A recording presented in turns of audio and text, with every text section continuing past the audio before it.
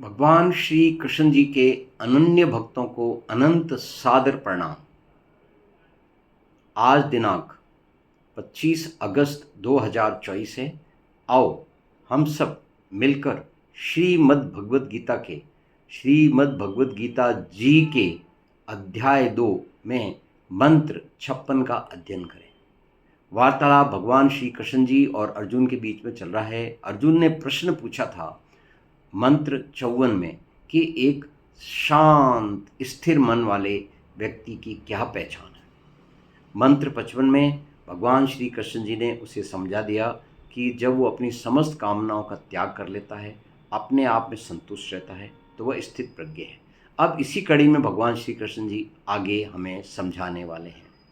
हम अपने आज के इस ज्ञान अमृत आनंद की शुरुआत करेंगे हरि नाम के जाप के साथ।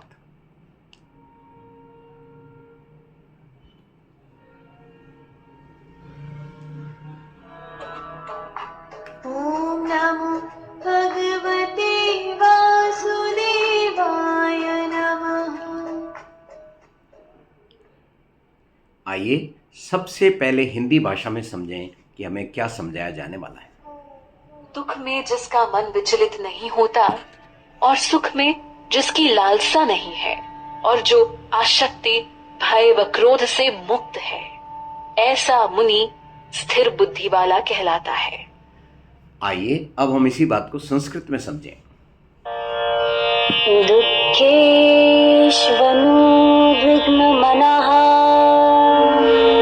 सुखेषु विगतास्पृहः वीतरागभयक्रोधः स्थितधीर्मुनिरुच्यते।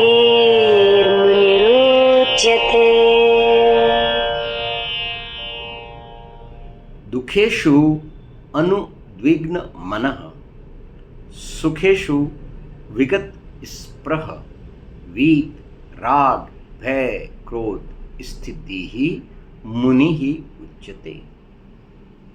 आओ अब हम इसी बात को वापस अपना हिंदी में समझें।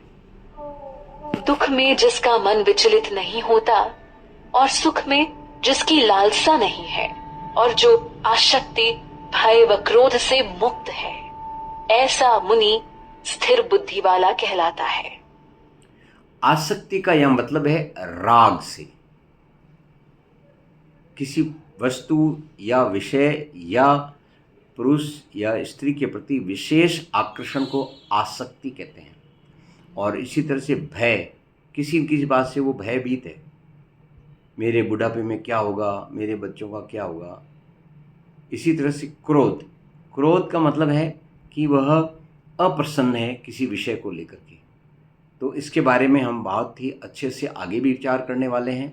और पूर्व में भगवान ने यही बात श्रीमद् भगवद गीता जी के अध्याय 2 में मंत्र 38 में आपको समझाई है, जहाँ उन्होंने कहा था सुखे दुखे समे कृत्वा लाभ अलाभो जय अजयो ततः युद्धाय युज्यस्व न एवं पापम अवाप्स्यसि।